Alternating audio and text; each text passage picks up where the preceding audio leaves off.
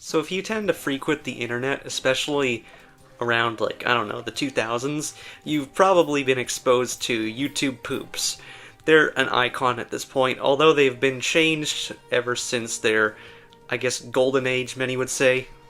Many fads and poopisms, as we used to call them, have come and gone, and there are a lot that we tend to regret or remember poorly, but a lot that we absolutely love, whether it be through rose-colored glasses or just genuine YTP history. I've been watching YTPs for longer than I can remember, although, everything considered, I'm not sure what that really did to my mental growth. I imagine not the greatest things. But I really wanted to review some of the more popular YouTube poops throughout history, like gigantic view counts or major internet street cred, and the ways they got to this point. I have 3. I really wanted to get through more, although this is going to have to be a series, I reckon. But I don't even care. Let's just watch some poops. I'm getting tired of this. One of the most popular sources for YouTube poops then and now is probably Toy Story. Like, you've probably seen a lot of these. And I like Strange Things Are Happening. I like Toys and Acid. Although I think the one thing that shows up on my page the most is probably Woody Loses His Schmoe. I was gonna do Buzz Is Not a Flying Toy, although I wanted to do this one instead because it, feels like the Spider-Man 2 of Toy Story poops. Wait, let's check this channel.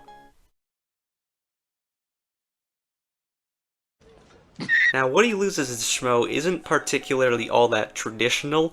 It doesn't have a lot of stutters or reversals or very typical edits. I don't even think there's a whole lot of sentence mixing. However, there's a lot of great running gags, and there's a lot of very smooth editing, and I believe that's probably what puts it on the top with like 10 million views or so. Probably more.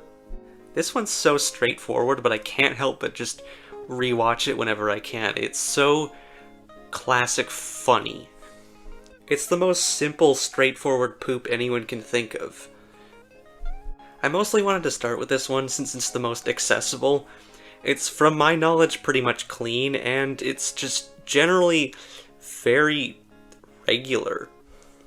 That's not to say it doesn't get more progressively absurd as it goes on, but I think you'll notice with the next 2 submissions that this is very safe in comparison, although I kind of like that for the poop. This is like the one you tell your friends about, but you don't tell them it's a YTP because you don't want them to know, because if you know, then you know. This also feels unique for using Toy Story 2, which I get why so many YTPs use Toy Story 1, but I kind of like the little change. Maybe it's because I just really like Toy Story 2. I also applaud it for making something out of its limitations. Like, seriously, go watch this and tell me how much of the movie it actually utilizes, in 10 minutes no less. Yeah, this is a 10-minute YTP, which you may have been told is a bad thing, but it really does not feel like 10 minutes because of how quickly the jokes go, and it never feels jarring. But yeah, good times, and the best part is, Alpaca Hawk is actually a pretty well-respected YTP artist, although retired now, which you will notice is a bit of a theme with a lot of these creators because, you know, it's not really a lifestyle that can last you forever. Well, I'm making it sound screwed up, but really you can't keep this up for all too long on YouTube, especially as the landscape just changes and changes unnecessarily. Anyways, if you want to go look for Woody Schmoe, I'll put the link in the description just like the rest of these. Let's move on to a bit of a weirder one. I remember when I was a young brony. It was around the time of cable, and I was always just sneaking episodes in, all out of order, by myself, no one would really know. I would watch whatever was on, I'd watch clips on YouTube, I was just enjoying anything I could find about it, and that led me down weird paths, although I did eventually put a stop to it. While my brony days ended around when I was 13, one thing would remain constant: I was always watching Toastbusters. What a YTP this is. Unpredictable, bizarre, nothing about it makes sense.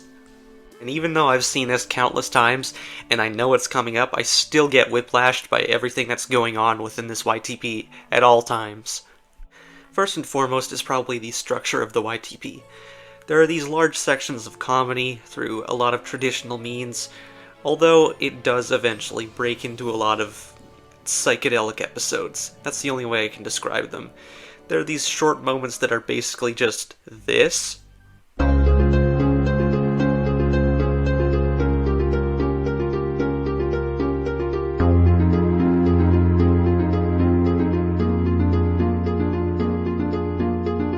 I hope new viewers are ready for the places this will go. Now would be a good time to watch it in the description because I will give away a bunch of weird things about this YTP that I haven't already mentioned. That being said, the most interesting part of this YTP is the normal aspects of it, like the ad breaks, which, speaking of, I actually really liked in this.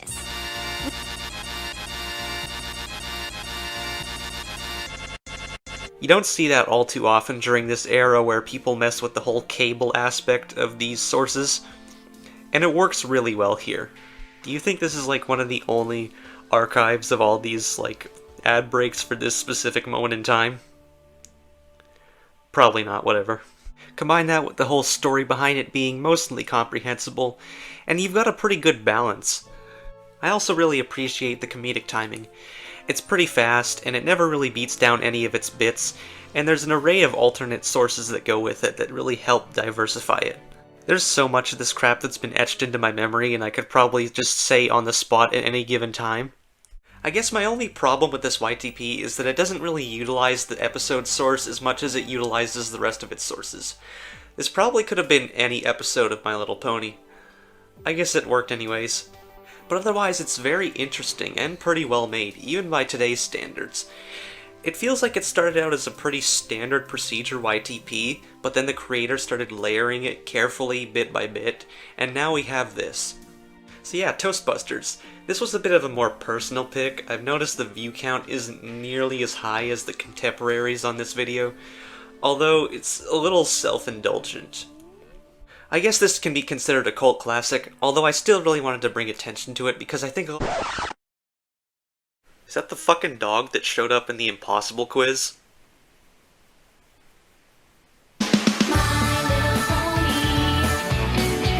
Because I think a lot of modern YTP watchers would really enjoy this one if they haven't already seen it.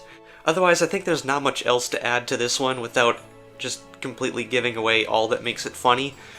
But again, it's in the description. Also, big W for using that song.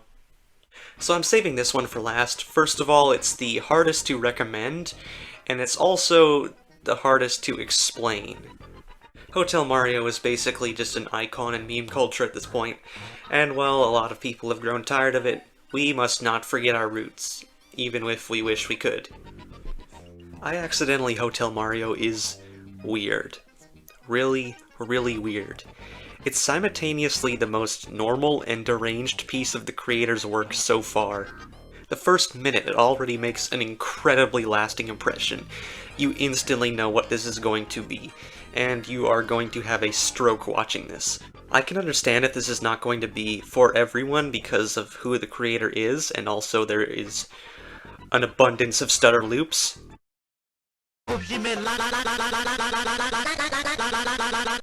And it is so loud. I initially wanted to do ultimate bloopers for this specific section, although I was kind of debating myself over the semantics of including that.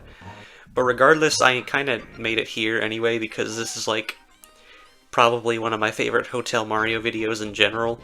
It's the one I can't really show anyone, although I just kind of watch it anytime I can. I'd love to learn the thought process of this kind of YTP. It feels like a predecessor to the whole ironic return to the old days kind of style we're going for now, but this was very real when it was made. It goes to such an extent that it even just straight up edits itself. And much like the previous YTP, it gets a little bit unconventional. It uses footage of the actual Hotel Mario game, which I'm pretty sure most of you forgot because it was, This is probably my favorite part of the video. I feel like very few people could actually pull this off in a way that's interesting, and it all just sort of blends together nicely. This may seem a little niche in a vacuum, although I've checked and it's like the third thing that shows up when you look up Hotel Mario.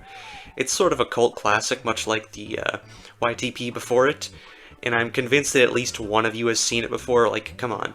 This is the most standard when it comes to editing, although you won't notice that because of how fast-paced it is, and how absurd the timing can be. Like, the eyeball explosion cut to this weird pipe stutter loop always just gets me.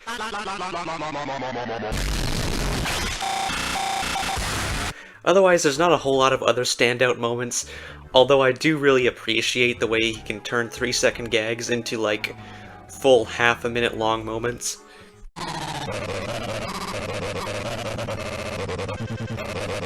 To put it down to its simplest form, you could probably describe this as sort of simple on the outside and then an incredibly intricate YTP when you actually get into it. And that's probably why it's not going to be for everyone, although I'd recommend most people at least watch a minute of it. Aside from a couple extra different things like the RPG battle, this is probably the CDI video that's going to stand the test of time the most. I can't really think of anything else that has quite this much impact.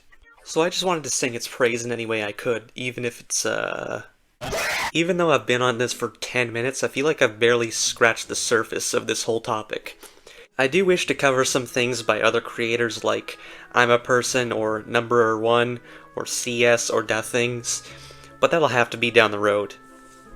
I hope these can be preserved since the YTP art is not going to be around forever, and a lot of these creators retire pretty quickly, and I understand why.